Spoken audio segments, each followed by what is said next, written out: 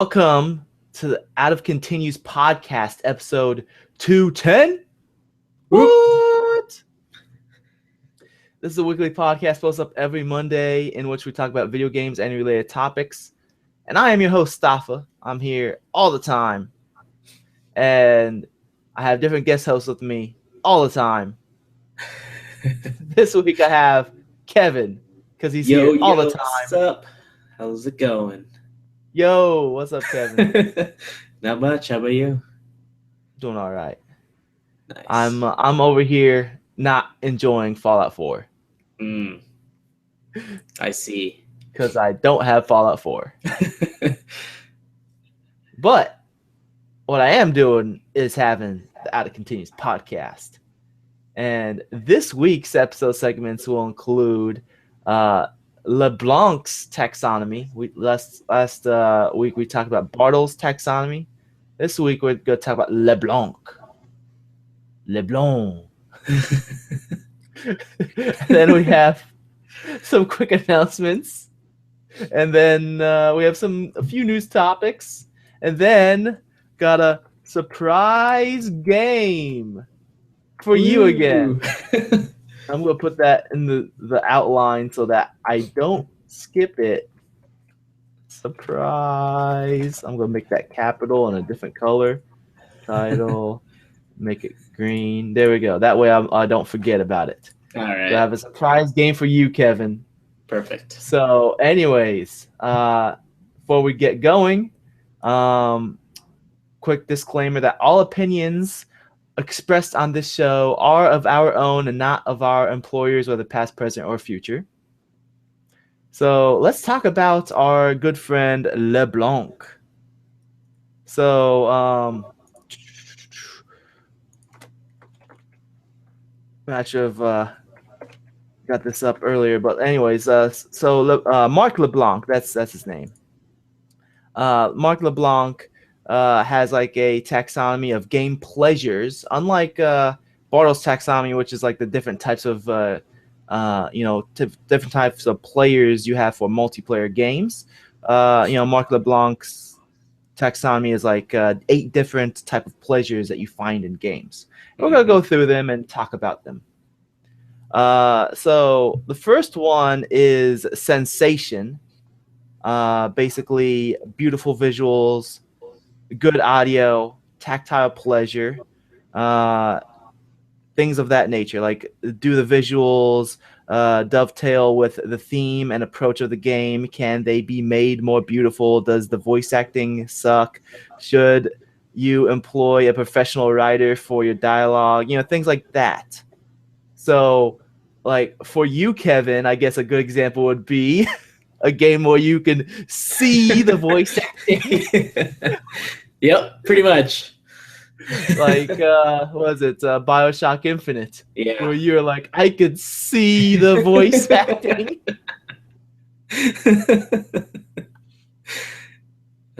So, I mean, do you have any other example that you can think of off the top of your head that has good sensation? Beautiful visuals. Actually, when I was reading through these, like, this one was pretty big because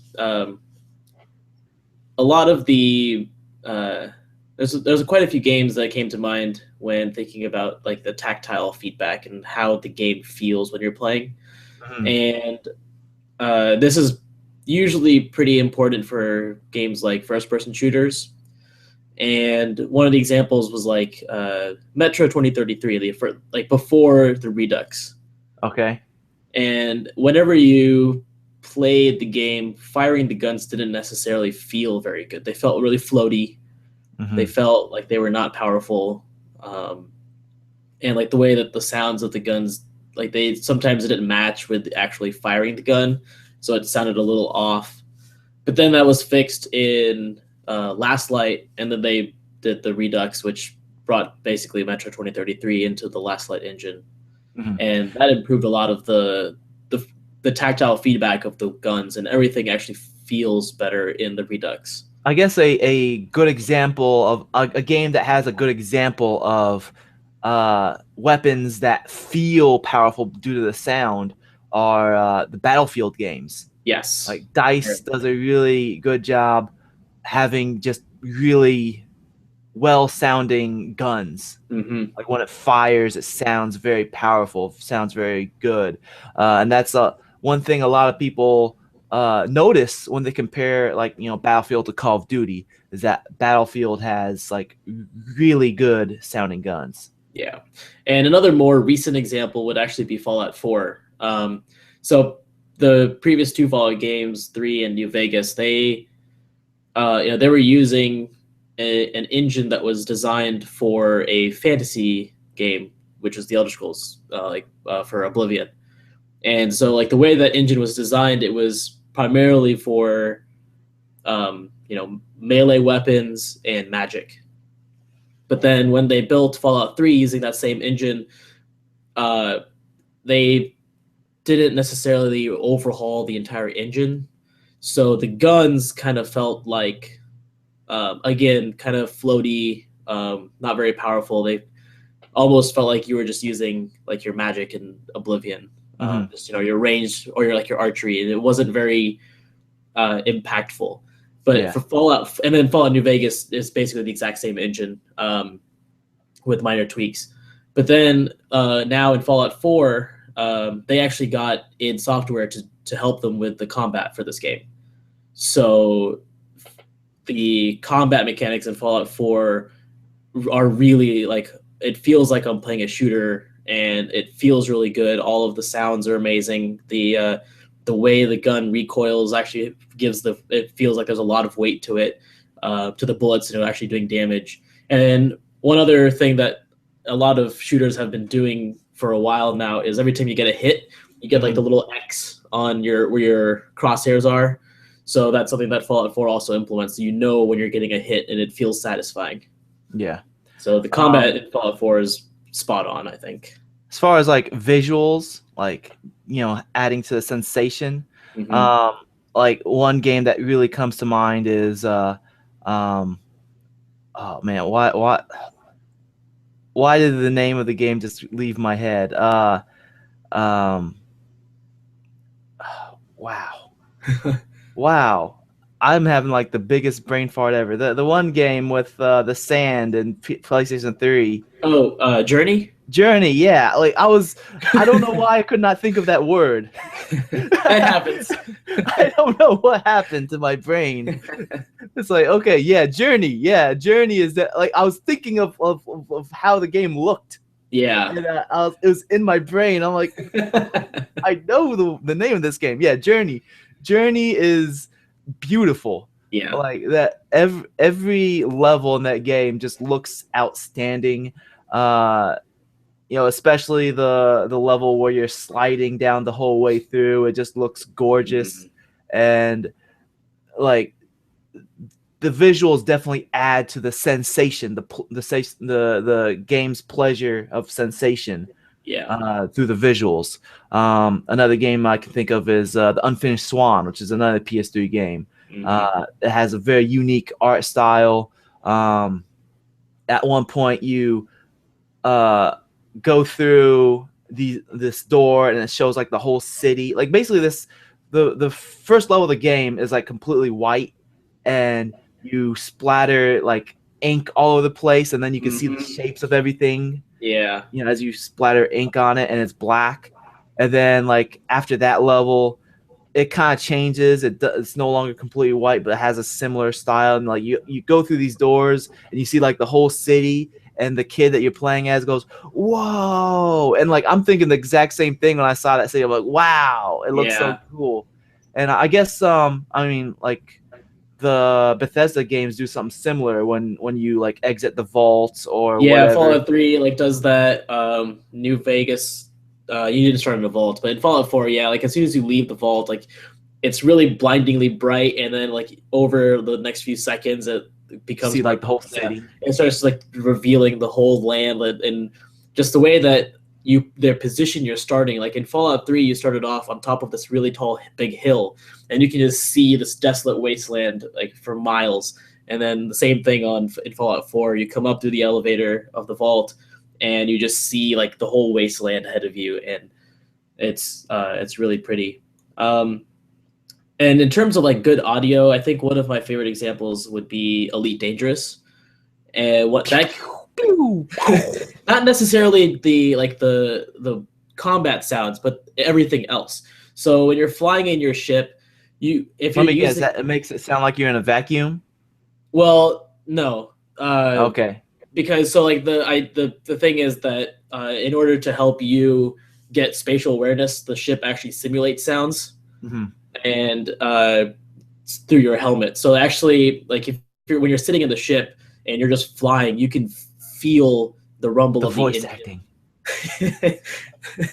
But like the sounds are just really good. Like when the ship is flying, when you're using your boost, when you're, you know, flying through a station, like all the sounds in that game are just perfect. I think Elite Dangerous has some of the best like just sound effects in any game that I've ever played. All right, let's move on since Yep. we've been on sensation for a bit. Number two on LeBlanc's taxonomy of game pleasures is fantasy. That would be like sense of place, immersion, sense of disbelief. So basically, like taking you out of your world and bringing you into this, this fictional world.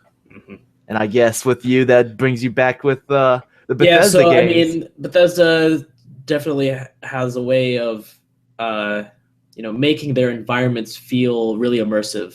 Um, for the most part, there are some situations where, I mean, they kind of break the immersion at some points, but I mean, that's what Bethesda has been trying to accomplish since for all of their games, really. It's just immersive, open world areas that you can just freely explore. But I think a almost better example right now is probably for me, it's going to be Witcher 3. Uh-huh. That game, although you're not really role playing your own character, you're playing a character that's already been defined and has his personality. That just how like they designed the world, it's huge. Similar to Bethesda, they've put so much detail into everything, and there's just a lot of immersion because like when you're inside a town, there's lots of people and it actually feels alive. And then when you leave the city, then you are presented with this world that has so many things going on and so much detail in it that it looks it feels like you're actually there. Well, I guess for me, when I get immersed into a game, it's usually like the characters that help me do that. Like for Hmm. example, the Mass Effects. Yeah. Like Mass Effect 2 has like my favorite cast of characters in any game. Hmm. They're just they really help the experience.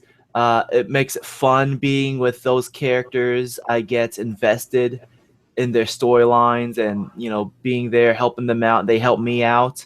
uh the like Walking Dead, Yeah. the characters make the game. Like you have like these average everyday people, and like by the end of the day, I care about trying to make them live, Hmm. you know so I think characters really helps me with like the sense of disbelief and suspension of disbelief and immersion into the game. Yep. um we go on with number three: narrative, sense of drama, rising tension. And I guess that connects with what I last said with characters. If I'm invested in those characters, that adds more drama, like trying to help them live, or, you know, conflict with those characters, etc. Yeah. Um, One of the games that comes to mind when thinking of this actually is Alan Wake.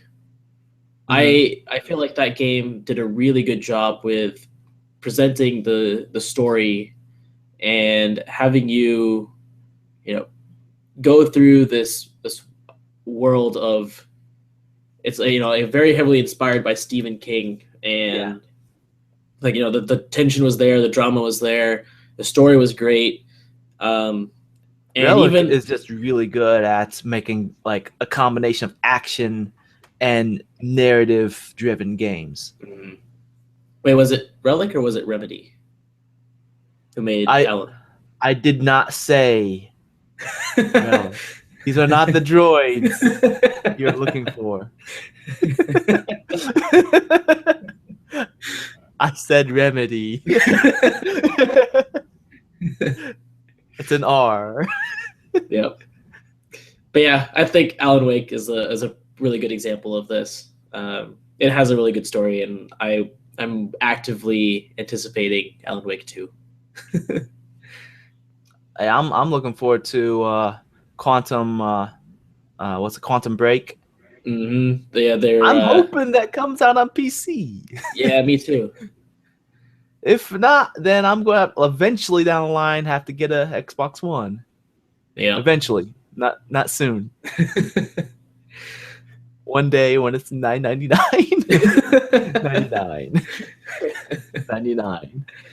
Yeah. You want anything else you want to say about narrative, or you want to go on? I mean, since a lot of the stuff that we mentioned before does connect with narrative we can already. move on to the next one. All right, next one is challenge, compelling struggle. I guess is the game a challenge or too easy or too tough for most people who play?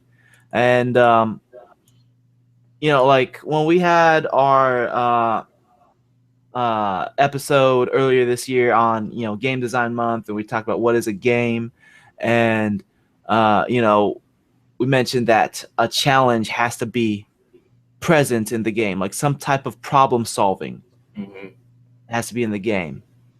And when a game is too easy,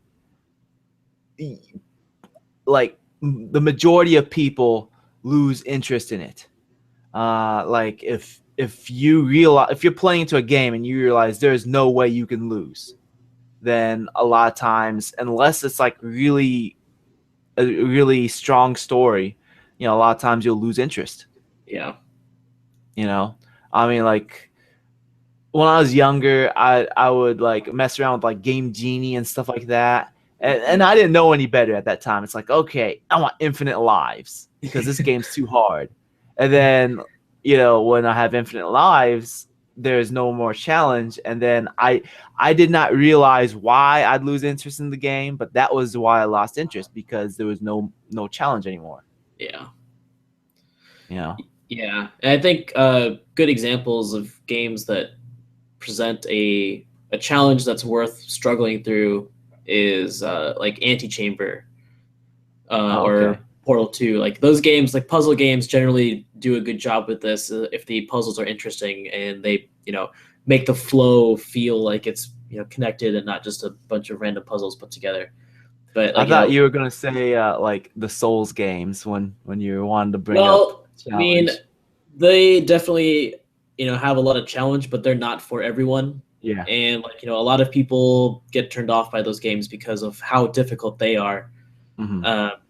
And those are like the extreme examples. But I think Portal 2 it has a really strong balance between the challenging puzzles and a good narrative.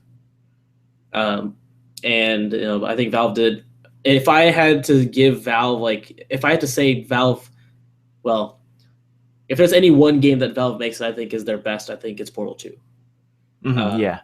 And because it combines that strong narrative with good puzzles and interesting environments, and I think they've really done a good job with Portal 2. And then my personal favorite puzzle game is Antechamber because of how it forces you to think outside of the box. Like it will present. Dude, I had dreams of Antechamber. Yeah.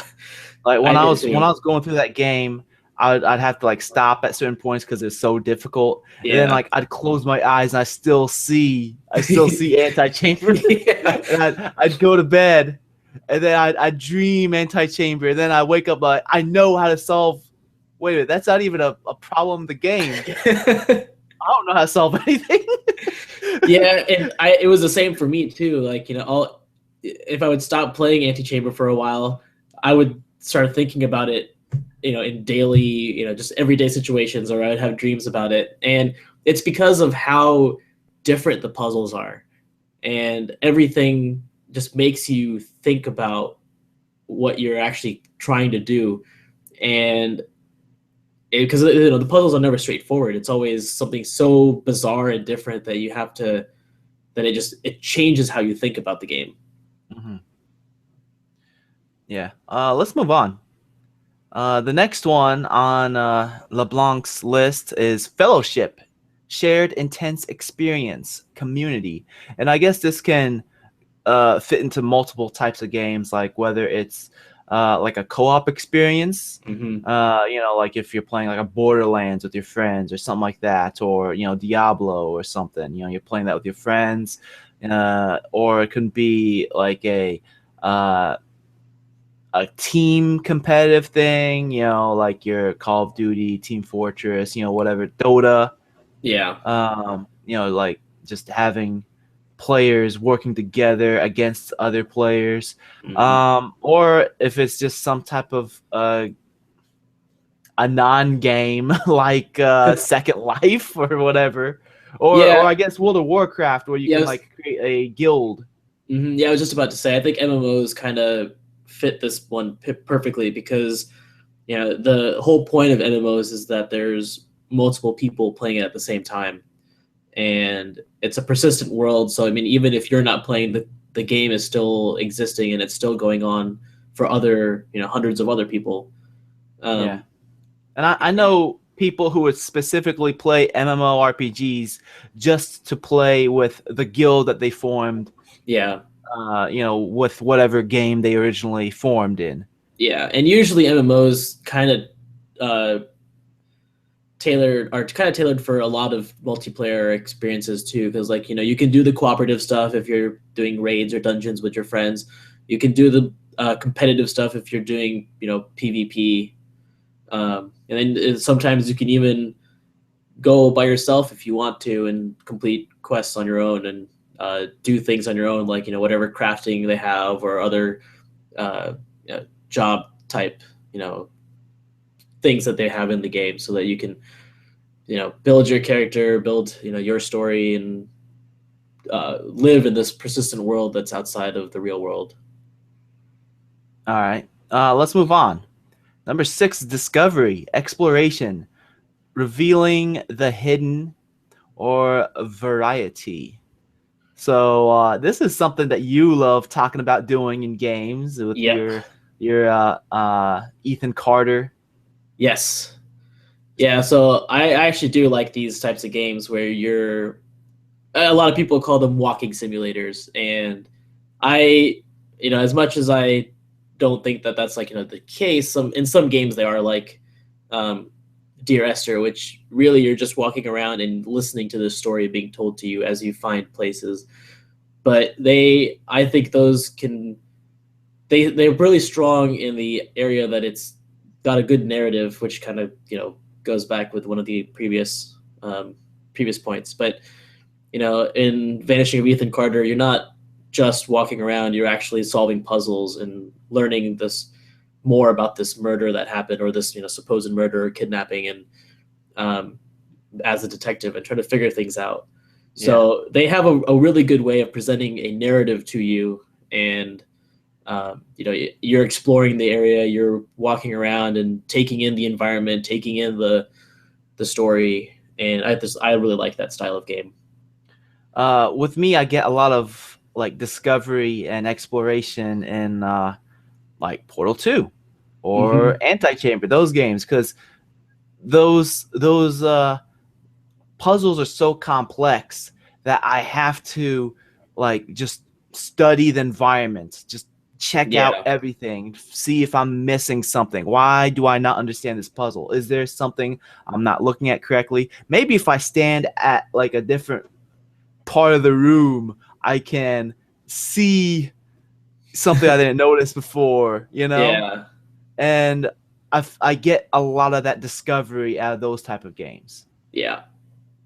Yeah, and then obviously, the open world RPGs that Bethesda makes, or that, like the Witcher games, those also kind of fall under this, where you're spending a lot of time walking around exploring, and it's not always a linear experience. You can go off and do whatever you want, and you can experience things. Actually, this is a good example in the fact that, so my brother has Fallout 4 as well, And he started before me because I was trying to finish Witcher 3 first before starting Fallout 4.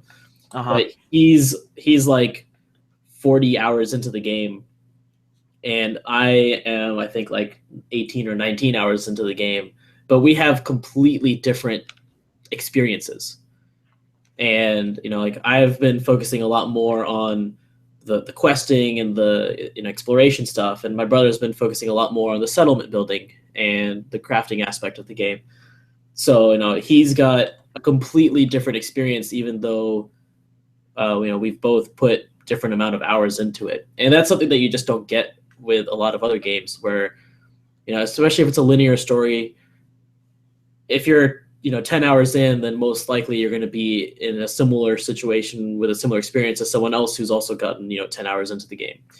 But a game that's as fluid and dynamic as Bethesda's games or the Witcher games, they provide you can have a completely different experience from someone else, and it's a different story, different play style, and it just offers so much replay value, I think, that a lot of games just don't have. Mm-hmm. All right. Let's move on to the next one. Yep. Expression. That would be like customization, self-representation, and this one is probably, earlier in game design, it was seen as something useless, and it's been implemented more and more in the more recent years. Mm-hmm. I guess the past 10 years or so, or 15 years, it's been really pushed a lot further than it was before. Yeah. And it really doesn't change the gameplay at all when you can customize your character or your emblem or whatever in your Call of Duty and stuff like that. But it makes a huge difference because people become more invested in that character. Yep. Or they feel like it makes them more unique. Mm-hmm. They're not just another person, whether it's a single player game, multiplayer game. I mean, you can look at Grand Theft Auto. If you see Grand Theft Auto over the years, I think the first one that they started with customization was San Andreas. Yeah, I think so. Where you get CJ fat, change his hair, all that stuff. And in the Saints Row, you can go completely wacky. Yep. In Saints Row 2, you can have a neither male or female is some transgendered. Yeah. You could have a mustache dude with breasts. It's really really weird. Yeah. And then in 3 and 4, you can dress up as a furry if that's your thing. But those are single player games, though. You can. A lot of people spend a lot of time actually changing their character. You hear people talk about how they're playing Fallout and they don't start the game until an hour after customizing their character. Yeah. Despite playing the game in first person and never seeing their character ever again. Mm-hmm. Well, actually, I think in Fallout 4, it actually kind of makes more sense now because now that they have a voiced main character, so during dialogue, the camera goes out into third person and will focus on whoever is speaking. So you can kind of see yourself during the dialogue situations. But I think there is a setting where you can disable that, but it's not the default. So it kind of makes sense for 4. But yeah, I do completely understand. If you're in first person and you're not really seeing your character, but still a lot of people will put tons of time into designing what they want their character to look like. And I mean, I think self-representation and customization it makes perfect sense in online games where you have other people, especially like MMOs, where you don't necessarily want to look exactly like everyone else, because that just it wouldn't be interesting if the world is filled with people that look exactly the same and have the same hair, same face, same clothes, same armor, same everything. So it's when you're online, you want to kind of stand out from everyone else, just like we do in real life. One thing I didn't like about what was it? DC Universe Online. I played like the beta of that. I didn't really play it after the game actually came out, but they tried to push the uniqueness so far that if you cannot use the same name that someone else has used. Yeah. And I thought that was a bit unfair for people who got into the game late, and also it didn't make sense in the world of DC, because in DC there are like multiple characters with the same name. There are like 5 Robins. There have been like I think that's multiple Batmans. There've been multiple Blue Beetles. Yeah. So it didn't even make sense in the world of DC.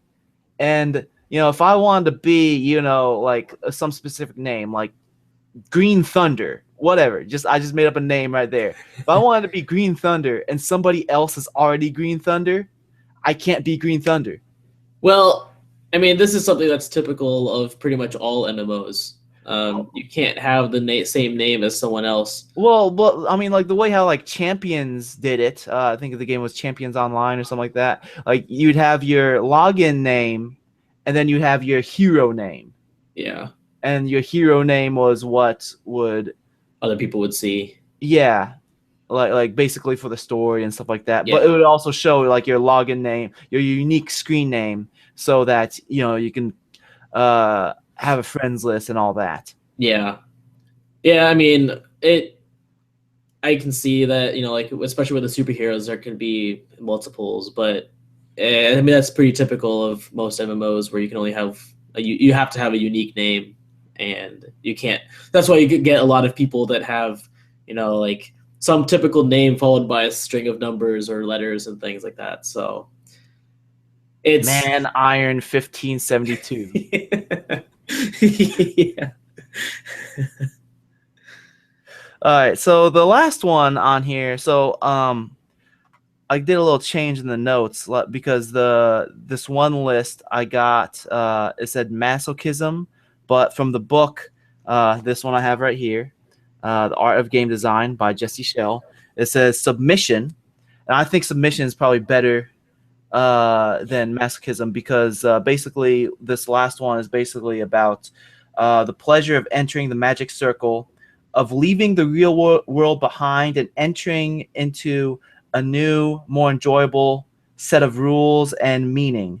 In a sense, all games involve the pleasure of submission, but some game worlds are simply more pleasing and interesting to enter than others. In some games, you are forced to suspend your disbelief. In others, the game itself seems to suspend your disbelief effortlessly, and your mind easily enters and stays in the game world.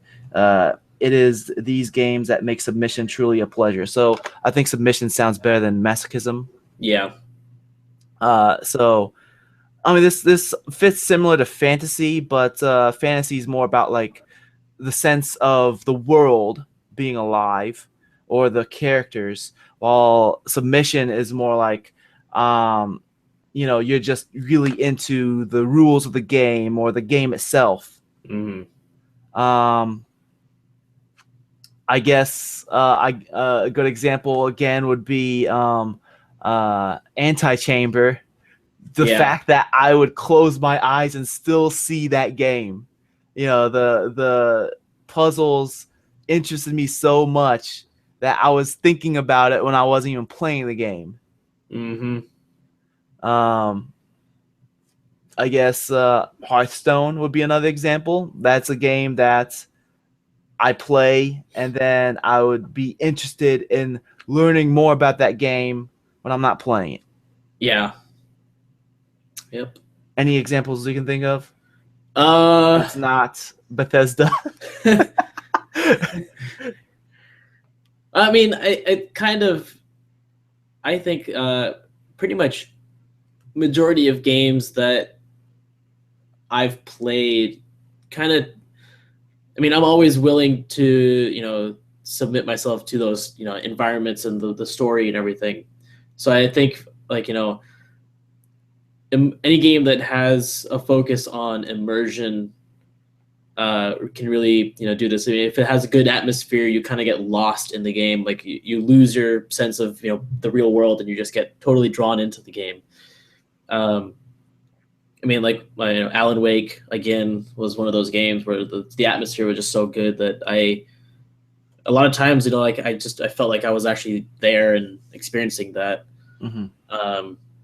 Another one would probably be like the Amnesia, the first Amnesia game, and like that one also had some interesting situations where like any game that puts like a strong sense of fear into it as a focus generally can pull you in very easily.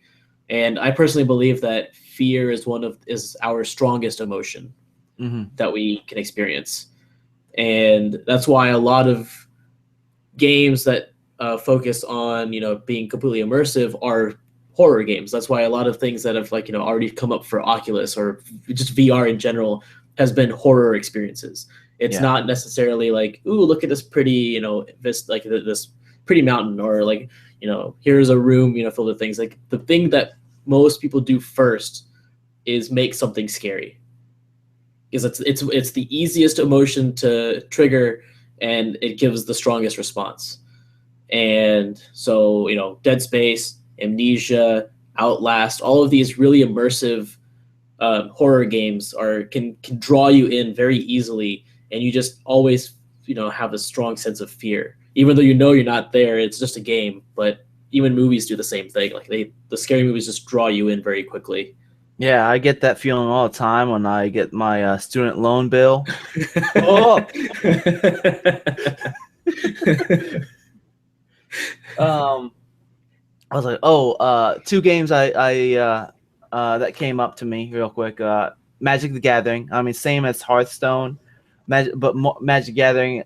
Like when I was playing a lot of like the Duels of the Planeswalkers before the game got really stupid, I would think about it a lot because the game systems are so complex, even more so than Hearthstone.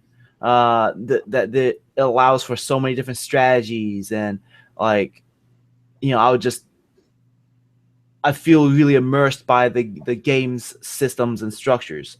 And another one would be like Team Fortress 2, and I used to play that a lot. I'd even like watch some people's gameplay videos where they're adding commentary and explaining the different strategies that they can do with the different classes, and I'd really get immersed into those game structures. So those are LeBlanc's 8 pleasures of his taxonomy. But in Jesse Shell's book, he also has like a few honorable mentions that he came up with as well. We're just gonna go through, just have shorter discussions on these. One of them, the first one he has is anticipation. When a pleasure is coming, just waiting for it is kind of a pleasure. Kind of like any loot-based game where you are anticipating to always get something better. Your rewards for completing whatever it is you're doing. Also, games with boss fights that a boss is like right around the corner.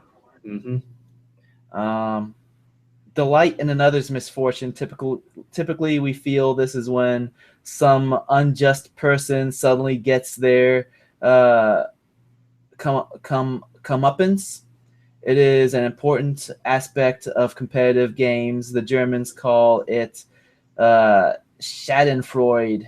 Schadenfreude. Schadenfreude. Schadenfreude, whatever. Yeah, basically like feeling happy that someone else is embarrassed or has something bad happen to them. And usually that's typically something you feel against people that you're against. So a lot of competitive multiplayer games probably have this. Yeah. Gift giving. That'd be like, that's pretty much self-explanatory. Like, you help out a friend in a cooperative experience. Like, I guess a lot of times I would get that experience out of a Diablo type game, like Torchlight 2. I was playing that, and I was playing with one of my friends, and every once in a while, like if we're playing a little bit of single player without the other person, we'd get an item for the class of the other person. And Yeah. keep it with ourselves, and then we're like, "Hey, got something for you." Mm-hmm. I always felt it was pretty cool when we helped out each other. You want to add to that? I'm trying to think. There was a game that Bethesda published but didn't develop. I can't remember what it was, but it was a cooperative game that was asymmetrical. It was one of the characters was like a ranged archer. The other character was a tank, like melee person, and you're going through these dungeons. And because of the asymmetrical gameplay, you really had to focus on helping each other. And so it wasn't just like two people with similar weapons or armor just completing dungeons. Like, you actually had it was a very complementary experience. So like there were some things that only one person could do. Like if you're trying to solve a puzzle, maybe one person has to stay behind and defend the other player, or one person, like the melee character, can only go through here. So I mean, not so much like the gift giving part was the aspects of where you're complementing each other and helping each other out, even though like you're completely different. I don't know if that made sense, but in Team Fortress 2, after they implemented the whole microtransaction system, like they also added gifts where you can literally buy a gift and give it to either somebody who's playing on the server or random people in the server. And it was always really cool when you gave out a gift, like especially when it would show up on the bottom of the screen in the chat. It would say, Staffa gave so and so a gift, and it would like show up on everybody's screen. yeah. So like they definitely implemented that into the system. Next honorable mention that Jesse Shell has is humor. Pretty self-explanatory. I mean, like most Double Fine games implement this pleasure. That's one of the main reasons why a lot of people like those games. Yeah. I think like the Borderlands games, like those, they have that particular style of humor. And trying to think of like we have Portal also, like just the situations that you are in with Wheatley and GLaDOS, like they're pretty humorous, and again Cave kind of dark Johnson. humor. Yeah, Cave Johnson. But yeah, like humor definitely plays a large role in a lot of games. The pleasure of possibility, like having multiple choices, and basically like having a buffet table style of choices. When I think of this, I think of like RPGs with skill trees. Yeah. Where you have a lot of choices, but you cannot make every choice, and you have to go a specific path to get the skill that you want. Or like Civilization also had like a skill tree as well, where you unlock technologies and stuff. Yeah, my favorite example in that for that is Path of Exile. I mean, it's a Diablo style dungeon crawling loot based game, but the skill tree is, I like to call it a skill map. And I know I've mentioned it a few times on the podcast before, but like it's kind of like the sphere thing in Final Fantasy. Yeah. So I mean, the thing is that every character that you build shares the exact same skill map, but your class determines where you start on the map. And you can combine as many of the skills as you want in any way that you want. And as long as you just have the skill points, you can go in any direction on the skill map. But some things will definitely help you more in certain situations based on your character's class and like what types of weapons they can use. But you're not limited to anything because you can start in one area with a specific type of character and split the tree to combine, two different others play styles and just customize that completely for yourself. Mm-hmm.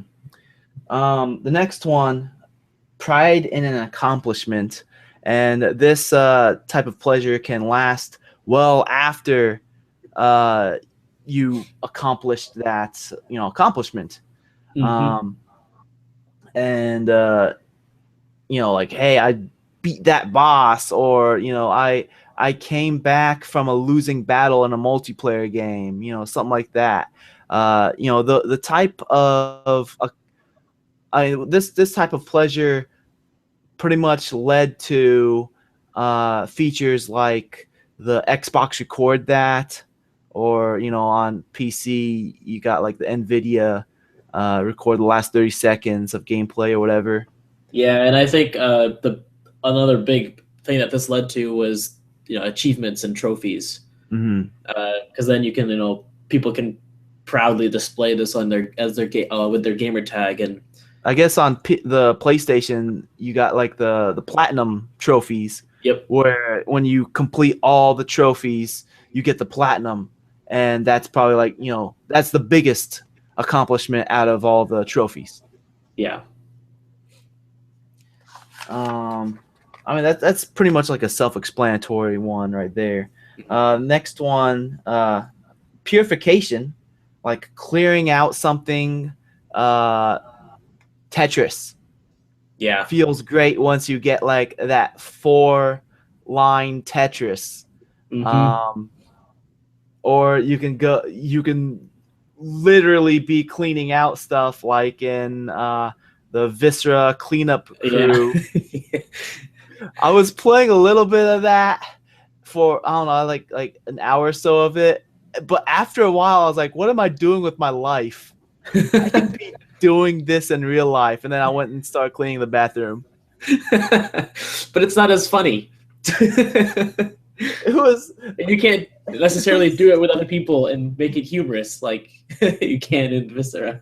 It made me question, why am I cleaning a digital world? But yeah, I mean, I guess Tetris is a great example, or like horde mode and shooters. Clear out all the enemies. Yep. Things like that. That's pretty much like the pleasure of purification. We got the next one, surprise, which is a lot of times it can be tied to randomization in games. Mm-hmm. Whether you get like a random loot, or it can also be other than randomization, it can be like a plot twist or something like that with the story. Yep. People like surprises. Mm-hmm. Sometimes it can be a good surprise, sometimes it's a bad surprise, but whether whichever one it is, it still gets a certain emotion out of the player. Yeah. Thrill. And thrill can be described as basically the way how Jesse Shell says is like roller coaster designers describe it as fear minus death equals fun. Yeah, so, and this kind of goes back to the horror game experiences where you're not going to die, but that whatever is in the game still can create really deep sensations of fear. Yeah, you experience terror but feel secure in your safety. Yep. Triumph over adversity. There's an Italian word for this, fiero, and this is a pleasure that you have accomplished something that you knew was a long shot. Typically this pleasure is accompanied by shouts of personal triumph. So I guess like your Souls games. Yeah. where you have really difficult boss fights, and then when you finally defeat them, it's like, wow, that took forever. Yeah. And the last one, wonder, an overwhelming feeling of awe or amazement. I think a lot of so with Wonder, one of the games that I really liked that I played recently, well, semi recently, was it's a mobile game called Monument Valley, and it's a I've been wanting small. to check that out. It's a little like a puzzler game, but it really plays off of optical illusions. Mm-hmm. So a lot of the things like you look at, it all depends on your perspective, and so a lot of the things you can rotate the map or the level, you can move certain things, which will cause things that didn't even seem like they were connecting will actually start connecting just because you turned like the rotated the perspective, and it's every time I played a new level in that game, I always felt that sense of like amazement, like wow, this is really cool that optical illusions optical illusions are already pretty cool, and then when you put that into a game and have puzzle elements around that, it just makes it even better. Frank Underwood loves Yes. Monument Valley. I mean, I highly recommend checking it out. I think it's like $5, but a little bit more expensive when it comes to mobile games, but I definitely think it's well worth it. All right, so that's pretty much it as far as the list of pleasures we went through LeBlanc's taxonomy and Jesse Shell's honorable mentions. Anything else you want to mention before we wrap up this discussion? Nope, I don't think so. I think we covered most of it. All right.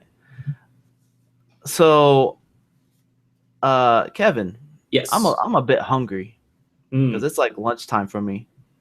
Are you hungry? I'm starting to. Yeah, Do you get hungry a lot? yeah. Well, unfortunately, DreamHost cannot solve that issue, but Ah. they are a web service that offer unlimited storage, unlimited bandwidth, user-friendly interface, and they also optimize to use content managers such as WordPress and many more features. All that for $8.95 a month, which is about the price of a sandwich. And if you use the promo code out of continues, that's no spaces, one word, it'll waive away the setup fee and get you free domain registration. Mm. I would say never go hungry again with DreamHost, but Well, see, with unfortunately, DreamHost, they can feed your dreams. it's not going to feed your stomach, unfortunately. Quick announcement: we can use some more iTunes reviews. You can find us on iTunes. Just search for Out of Continues podcast. We're there. Leave a review. Or if you go to outofcontinues.com, you'll find a link to our iTunes page. So if you have an iTunes account, we'd really appreciate that you leave a review. It helps spread the word of the show by placing us on the Apple iTunes podcast charts. But if you're unable to do so for whatever reason, we'd really appreciate, and if you want to still help out this show, we'd really appreciate if you share our podcast on social media. We post every week on Facebook and Twitter, so you can, like, favorite, follow, all that stuff, retweet on those, or you can also post on Facebook, or you can leave a comment on YouTube, whatever. Yeah. We'd really appreciate any of those things. So let's start going into the news. And I'm going to, for those of you on the YouTube, I'm going to screen share right now. Boom. There you go. You see that, right?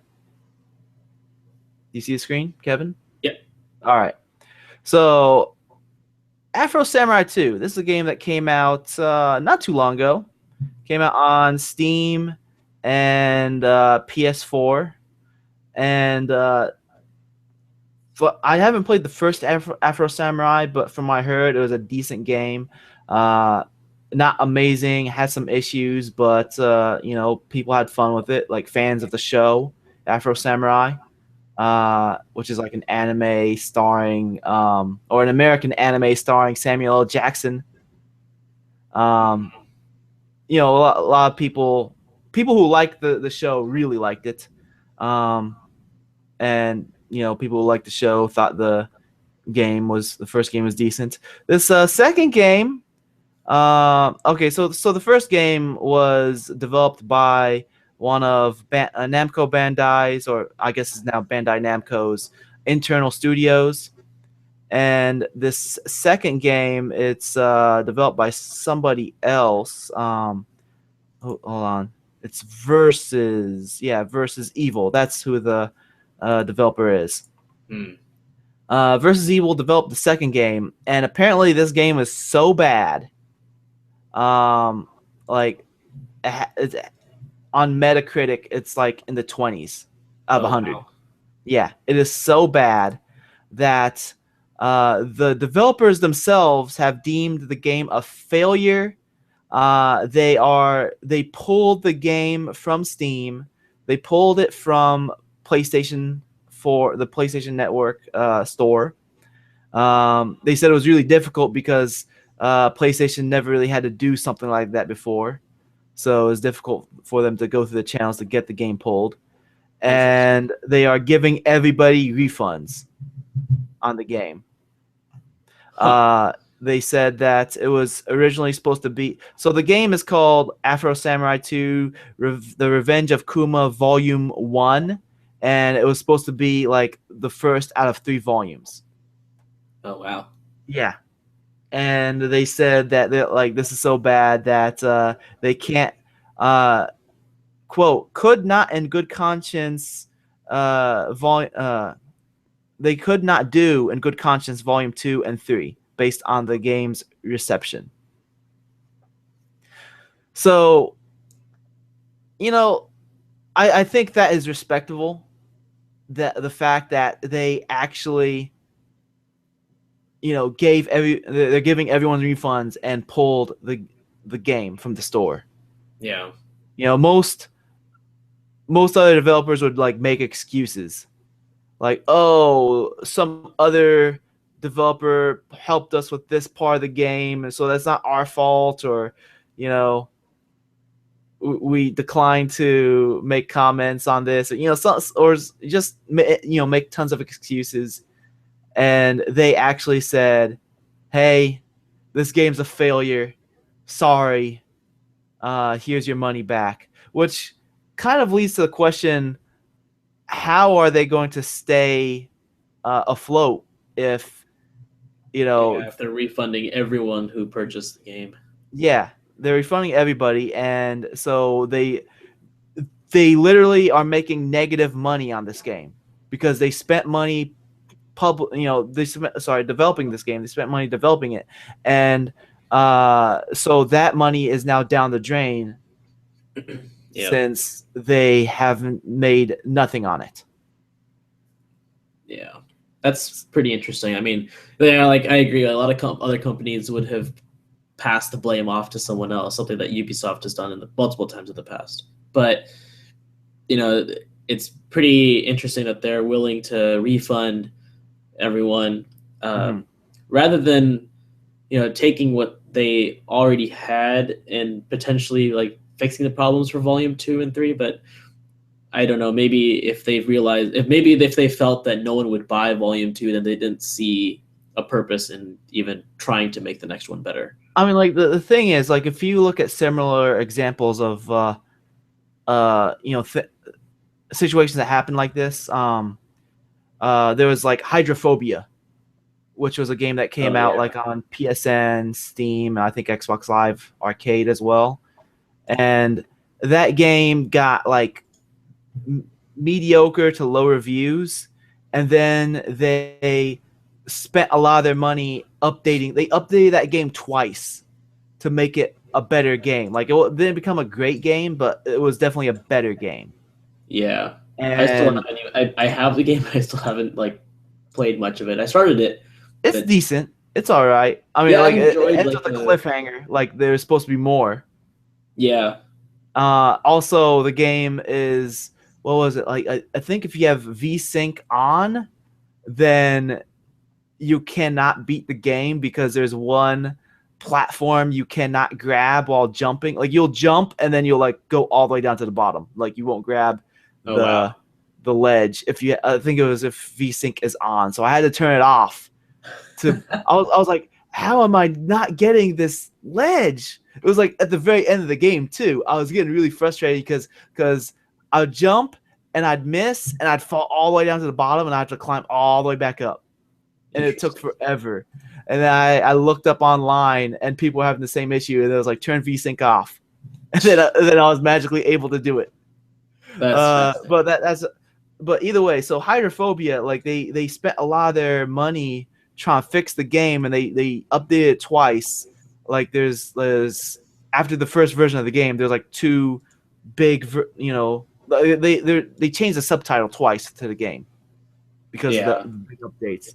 And now I believe the company is no longer in existence. Like they are out of business now because they spent a lot of money fixing the game. So maybe it was a similar situation where like they realized, hey, it would cost way too much to fix this game because it's so bad. Yeah. And I don't know, like they're gonna just reassess what they're gonna do from here and see what else they can do. Yeah. Other than try to fix the game. So, that's pretty interesting. Anything else you want to say on this before we move on? Nope.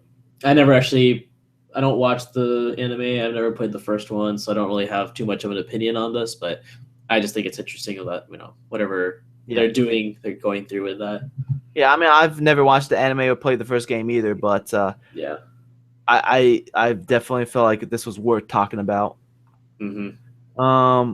Speaking of bad games, we got a really bad game, two really bad games trying to make a comeback on Steam.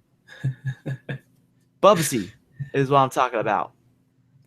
They're calling this Bubsy Twofer because like every Bubsy game has had like some dumb fur pun in the title, like Bubsy claws, close claws of the first fur kind, or something dumb like that. Oh wow. Or Claws Encounters of the Furred Kind and Bubsy 2. So both these games, they're trying to like put them together, basically emulated versions of the game. It's not like a remaster or anything. Like the graphics are exactly the same. It's just an emulation.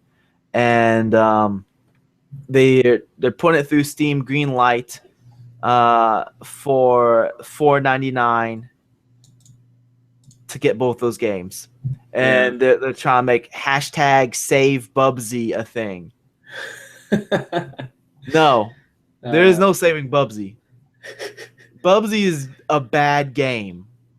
That's funny. Bubsy is a game only worth looking at to understand bad game design choices. Like that's the only reason you'd want to look at Bubsy, just to understand what bad game design choices they've made and not to make those same mistakes, because it has bad gameplay design, it has bad level design. The game is just bad. Yeah. And there are people in the comments for like wherever this is posted, they're like, oh, I remember loving Bubsy as a kid. Well, that's because you're a kid and you're too young to understand it was a bad game. I'm being serious too. I'm not like trying to be funny. Like they're playing games when I was a kid that I liked but didn't realize it was bad. I just thought I was bad. Well, heck, I when I was a kid I played E.T. and I didn't even understand that it was the I didn't understand that the game was the one that was bad. Yeah, I thought I was bad. I'm like, man, I don't get this game. Yeah. Now I'm an adult, I know E.T. was a bad game. It wasn't me, it was the game. Yeah. Bubsy is bad. If you want to, I mean, Steam is already getting a bunch of trash in their marketplace, and if you want to help one less bad game not get to Steam, do not vote for this. on Steam Greenlight. I do not recommend voting for it. It is a bad game. No, do not get it. Emulate it. No, I'm kidding. Don't. That's illegal. It's bad.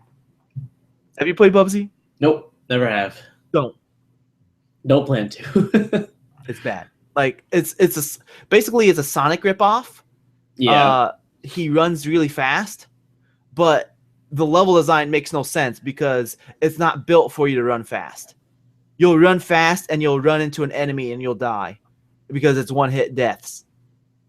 Yeah. Unlike Sonic, at least has like, you know, the rings for health. Mm-hmm.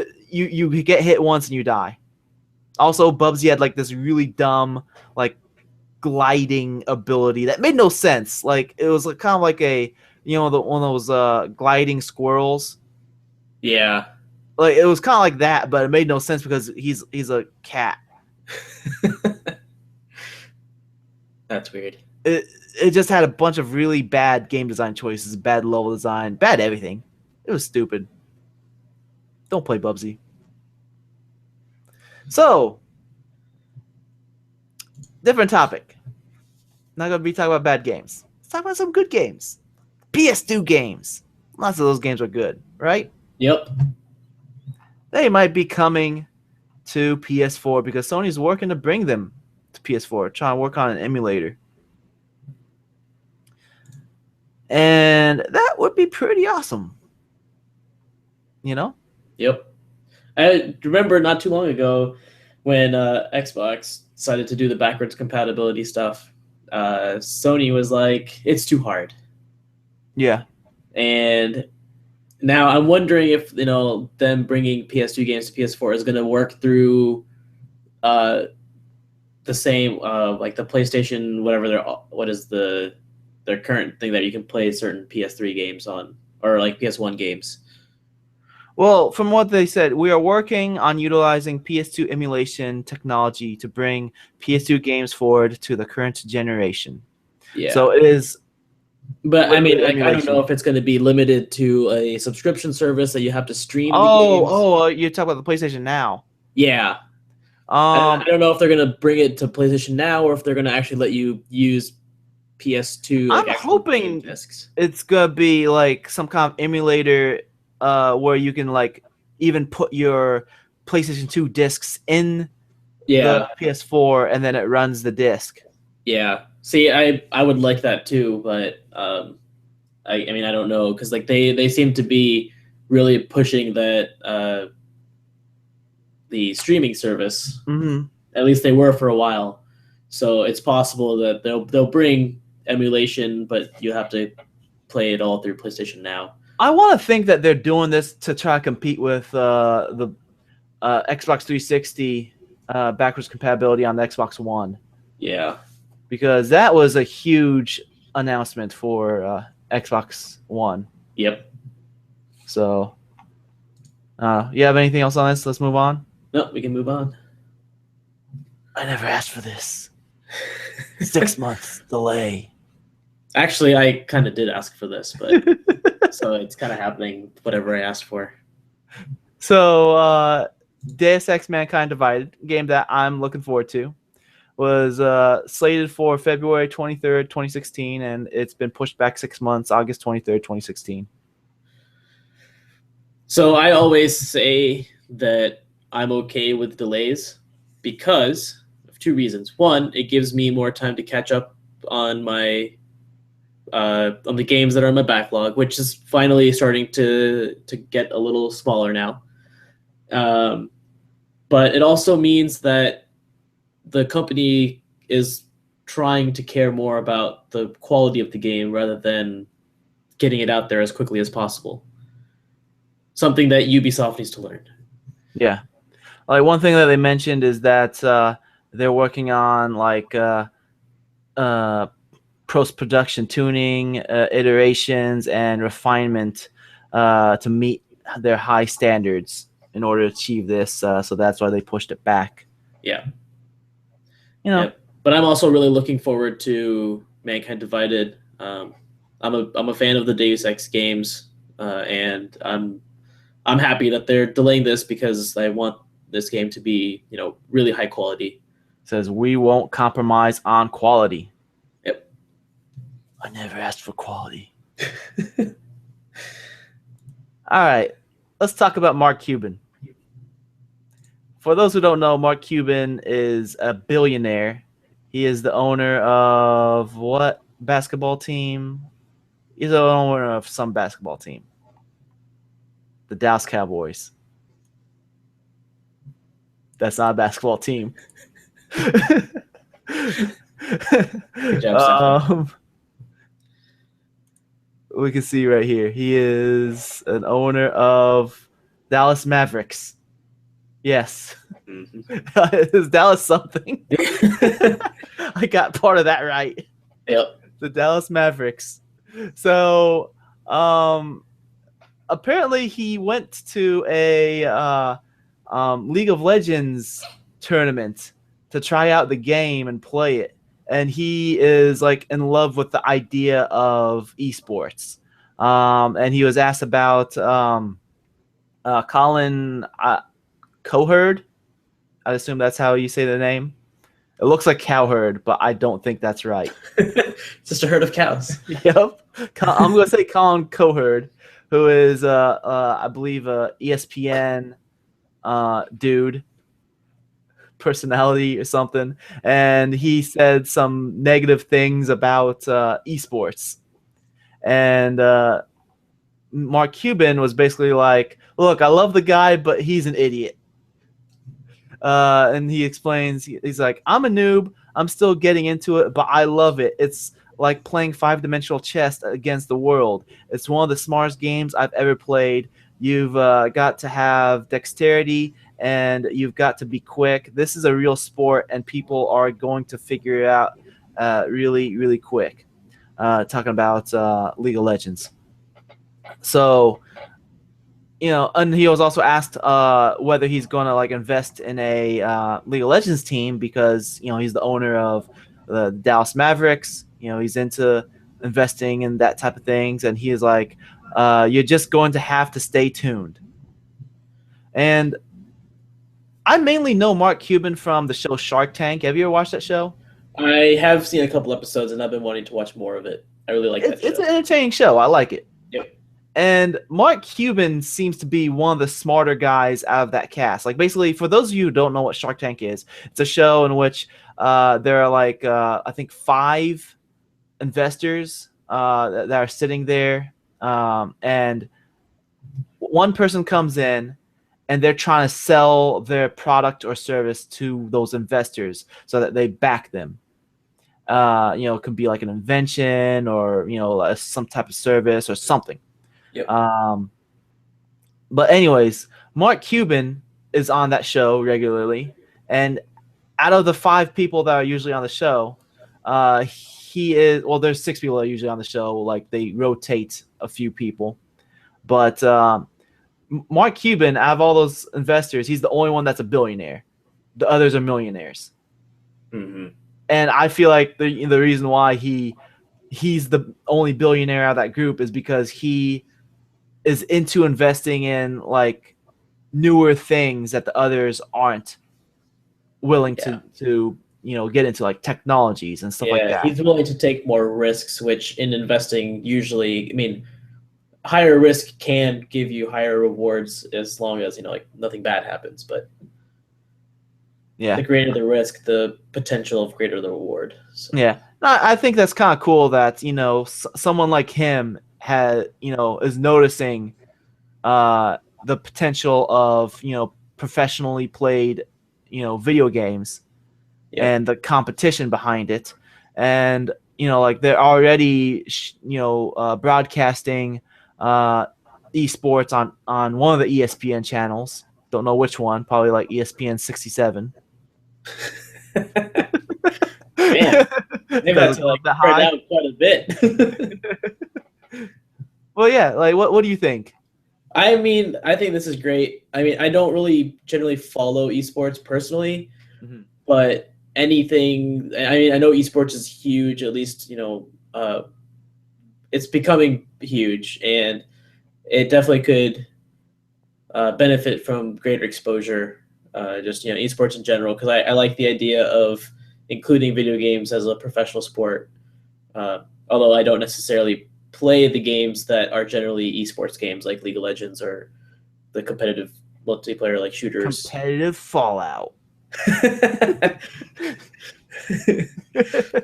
Yeah, I mean, I think it's a good idea. I mean, I'm all for it. All right, let's move on. Yep.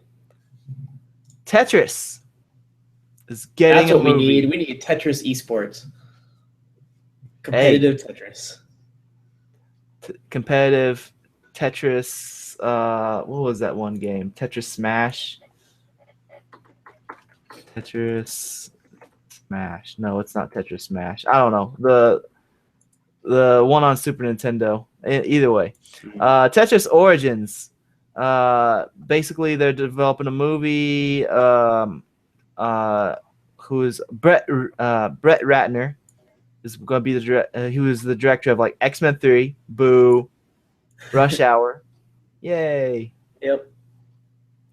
And so they're basically working on like they call it like a social a social network type movie. Yeah, so it's like a movie, but it's something about it's like a documentary style almost, where like they're trying to they try to make it more dramatic. Yeah, so I mean, it's not really a documentary, but it's informational, but it's still got a narrative to it. There needs to be a name for that type of movie, because you have your generic movies, and you've got documentaries, but there's like something that is in between the two. Movie-mentaries. Perfect. You should take that idea to Shark Tank and see if Mark Cuban will back that. Yeah. For reals. Movie-mentaries. Oh, Tetris Attack. That's what the game was called. I love that yeah. game. Tetris Attack was awesome. For those of you who have not played Tetris Attack, I'd say check it out. It's actually Nintendo themed. It's I guess it's tied with Yoshi. Was it the Yoshi's Island? Mm-hmm. But anyways, so this movie is basically about it's gonna follow Alexei. I'm not even gonna try to pronounce that last name. Alexei P. His last name starts with a P. And like when you originally released the game, there's like a lot of publishing problems that he was going through. Mm-hmm. And like Nintendo was trying to take ownership over it or something like that, and there's other companies trying to publish Tetris. There was like multiple versions of Tetris that came out on Nintendo. Yeah. And from what I understand, I don't know, like I don't recall all the details of what happened, but from what I understand, or from what I recall, basically he got screwed over a lot of money that should have went to him. So I'm pretty sure that'd be pretty interesting to watch. I really hope that they actually come up with a cool name, though. I know Tetris Origins isn't necessarily the name of the movie, but if they do something like Tetris Origins, I'll be a little upset. Hopefully it doesn't end up like that Grand Theft Auto movie just came out that's getting really poor reviews. Yeah, hopefully this one's accurate. And one last thing, since we're talking about movies and stuff like that. TV. So there's a little teaser that came out for Daredevil season 2. And it pretty much teases that Luke Cage is going to be in Daredevil season 2. So basically, Luke Cage, he's a character that's introduced in Jessica Jones. I've only watched the first episode, and I like it so far. Not amazing, not bad. It's good. And he's been introduced in it. He was in the first episode. So I don't know how many other episodes he's in, but he's definitely in there. And it looks like he's gonna be bridging the gap between the two series. That'll be interesting. Yeah, I still have to start Jessica Jones. I haven't started that yet, but It's pretty dark. And I'm not like, saying that's not a racial thing about Luke Cage. But yeah, he is also pretty dark.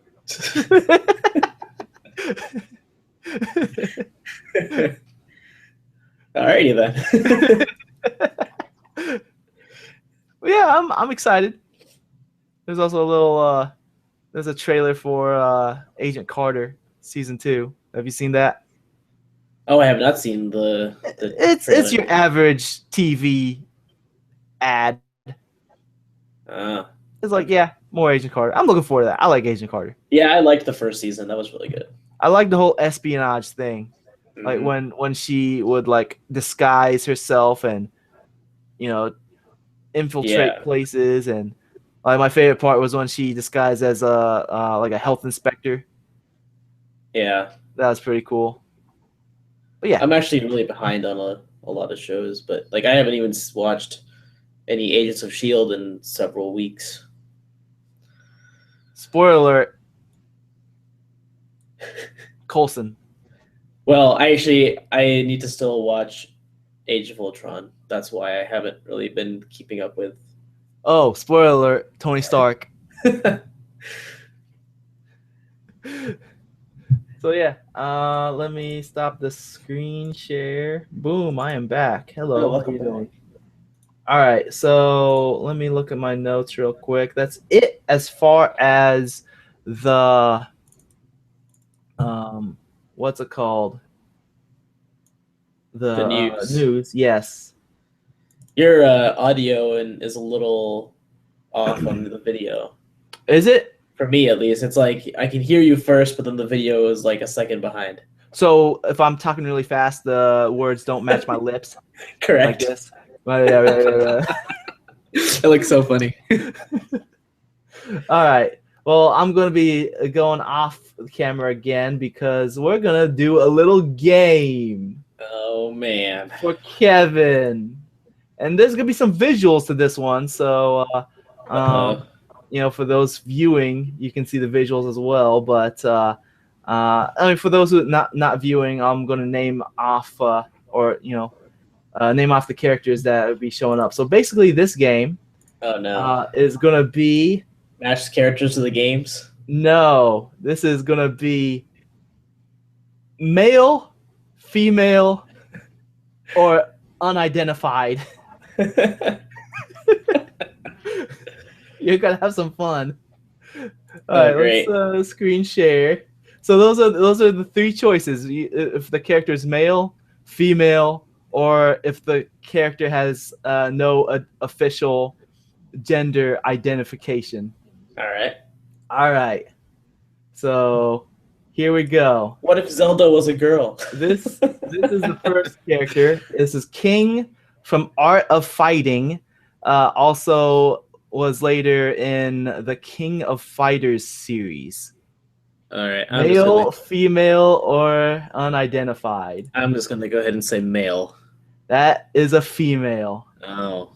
Yes. Like at first she sometimes it's hard to tell with anime characters. Like a lot of males look like females, and like she was intentionally designed to look more like a male because she has she comes in wearing a hat as well, and then when you like beat her up, like her shirt rips off. Oh. I see. She's wearing a bra. So it's like, oh, you are a female. Huh. So yeah, she is a female. Next on the list, Bridget from Guilty Gear. Sorry, not Guilty Gear. Yes, Guilty Gear. Bridget from Guilty Gear. Male, female, or unidentified? Again, it's hard to tell with anime characters. I'm gonna say female. Bridget is a male. What? Yes, Bridget is officially a male dressed as female. Oh man. So you are 0 and 2. I thought I was being funny by saying you can't tell with anime characters, but Guess I was actually wrong. All right. Next character, Leo from Tekken. Oh my goodness, I should know this one. I'm gonna have to say male. At first, they had no official gender for Leo, but eventually revealed as female. Oh, So you okay. are 0 and Again, 3. yeah, 0-3. What is it with the Japanese? Just always, always confusing their genders. Next one, Birdo from Mario. Oh man, I feel like I knew this one, but I ended up because for some reason I feel like Birdo was supposed like everyone thought Birdo was female, but it was revealed that Birdo was actually a male. Uh, I can't remember honestly. I think we talked about this in one of our classes at IEPY. You want to take a guess? I'm gonna say unidentified. So originally, Birdo was in the booklet. It said Birdo was a male dressed as a female, but now has been officially been addressed as female. So whether Birdo went through a sex change or whether they just retconned, Birdo is now officially female. Okay, so I didn't know that they officially I guess made it official that Birdo was female because I remember there was something strange about like the gender aspect of Birdo. So okay, I'm still All right. 0 for 5 now. 0 and 4. 4. Okay, Next one, the Team Fortress 2 Pyro. male, Unidentified. unidentified. Okay, Undetermined. So you are 0 and 5. This is Flea from Chrono Trigger. oh man, Male, female, or undetermined gender. it's got like features of both. I'm gonna have to say female. You are 0 and 6. Flea is a male. Oh my goodness. And Flea is also a shapeshifter, so Flea might be a male in a female body, or might be a male that looks like a female. So but unidentified. Flea is a male. Male, okay. Is officially a male, and Flea says, "This is a quote from the game: Male or female, what difference does it matter? Power is beautiful, and I've got the power." All right. But Flea is a male, so you're 0 and 6. Wonderful. I had a bad feeling. Oh man. Kamek from Mario, who is the wizard character, the wizard Koopa. Yeah. Unidentified. Male. Oh, okay. You're 0 for 7. 0 and 7. Go-Go from Final Fantasy VI. Male? Go-Go is undetermined. Oh my goodness. No gender has been determined, and no one can tell because Go-Go wears too much clothes. Yeah. So you are 0 and 8. I'm not very good at this game. Kuja from Final Fantasy IX.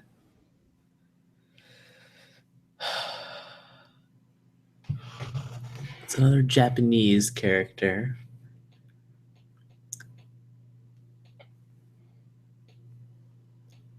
I mean, it's like For those familiar with Final Fantasy IX, Kuja is like the second to last boss. I have to say female. Kuja is Zidane's brother. My goodness. So you're 0 and 9. Okay, so this is from Gunstar Heroes. The character is Gunstar Red. Male, female, or undetermined?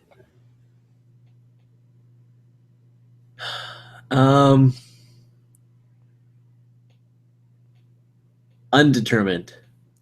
Gunstar Red is a female, and they later made her look more like a female in Gunstar Superheroes, which is the remake of the game for Game Boy Advance. I see. So you can kind of see more female-ish looking. Mm-hmm. So you're 0-10. All right.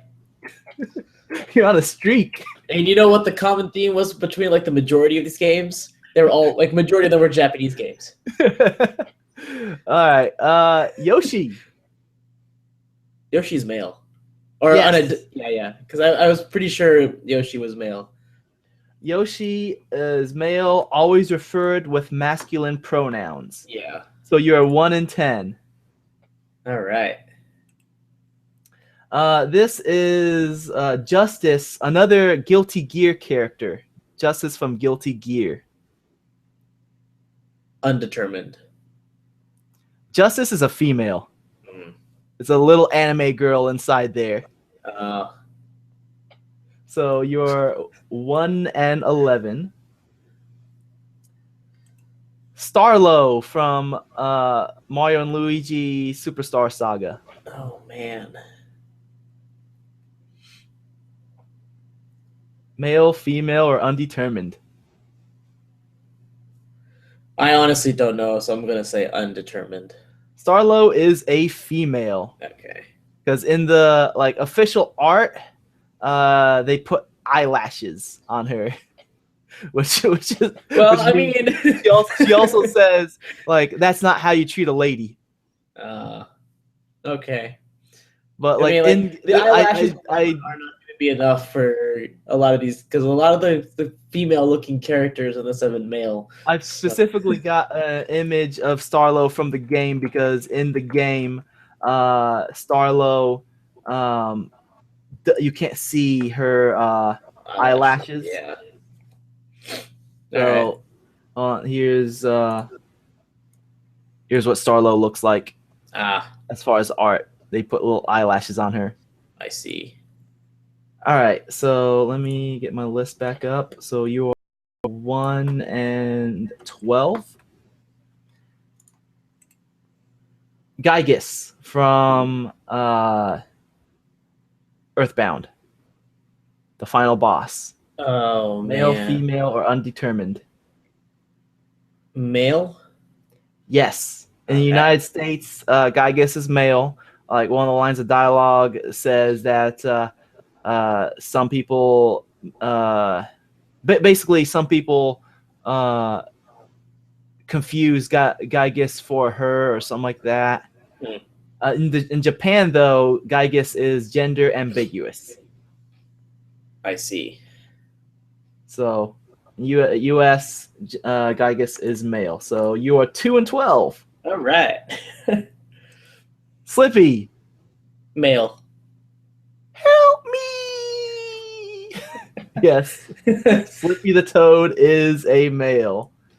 For a while, people were confused as to what Slippy is, but in the later games, Slippy has a girlfriend, which is a pink frog with a bow on her head. Yep. And they later have a kid who is a toad wearing a cowboy hat. Nice. Black Widow from Slam Masters 2.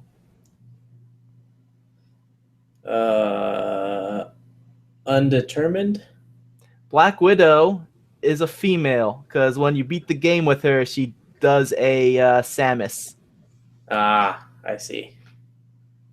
So Black Widow is basically a very muscular female that is masked, and that's why it's confusing. But she has very wide hips. Yeah. So you are, you said that was male, right? I said undetermined. Oh, undetermined. Okay, so you are 3-13. And that will be it. The only other image I have left is I got a question. What if Zelda was a girl?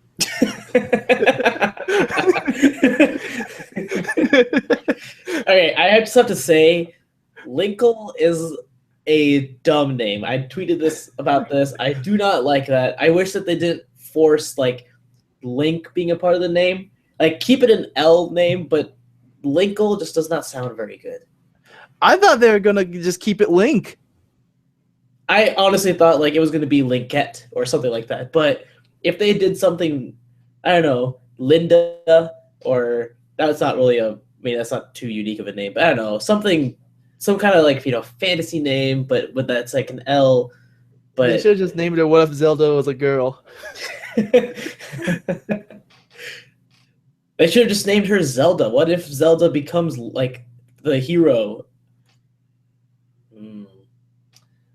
So yeah, that was my game. Male, female, or undetermined. You failed miserably. 3-13. It's the Japanese games, I'm telling you. It's the Japanese in general. I don't think they even know. What did you say about Team Fortress 2 Pyro? Did you say that was female? I said Pyro was male. Okay. Yeah, I think Pyro might be the only one on my list that's not Japanese. Let me look at that again. Yeah, it looks like all the other ones are Japanese, unless Treasure. I think Treasure is Japanese. The company Treasure. Oh, yeah, I'm not sure. Treasure. Let me see. Treasure Game Dev. For some reason, Google has been really slow for me today. Let me Bing that. Bing.com. Treasure Game Dev. Treasure is a Japanese company. So yes. So all those I showed you, except 14 Fortress 2 Pyro, were Japanese. Yep. I think the Japanese just don't understand gender. Well, a few of them, they specifically tried to make them ambiguous. Yeah. Like King and Leo. Well, King was supposed to be like a surprise, she's a girl. Same with Black Widow. Leo, like in the first game Leo was introduced, they never referred to Leo as a male or female. And they're like, we just want people to like Leo regardless of gender. And eventually they're like, it's a she. That's well and all, but like there was some pretty clear female features on Leo. So, but yeah. Anyways, that is it as far as that game. We have no listener feedback. No Adam call me a chump and tell me I made mistakes on the show this time. But if you want to call me a chump and point out my mistakes, or just write in general, you can write in at podcast@outofcontinues.com. Some quick shout outs. Check out the Twitch stream, which I haven't really been doing lately, but I might be doing. I don't know. Twitch.tv/SayedStafa. Got stuff on the YouTube channel. That's youtube.com/outofcontinues. Do you have any plugs or shout outs or whatever? Nope, nothing to plug. All right. If you enjoy what you've been hearing, you can support us by liking us on Facebook, following us on Twitter, leave an iTunes review, or you can contact by email to podcast@outofcontinues.com. You can subscribe to a YouTube channel at youtube.com/outofcontinues. All those things can be found on the website, which is www.outofcontinues.com. You can also give me a tweet. I am at SayedStafa. That's at SayedStafa. And Kevin Licious over here is at Bollywood. #Bollywood. No, it's actually at KS Trehan. That's KSTREHAN. All right. And I'd like to thank my guest host for joining me today, Kevin. Thank you, Stafa. And thank you for playing my game. Thank you, Japanese, for not knowing what genders are which. With that said, I'm your host, Stafa. See you guys next week. Happy Happy Halloween. I think you're Thanksgiving. yeah. No, I think the next. No. This podcast goes up on the week of Thanksgiving. So happy Thanksgiving. Yeah. Kill some turkeys. Be thankful. See you guys. All right.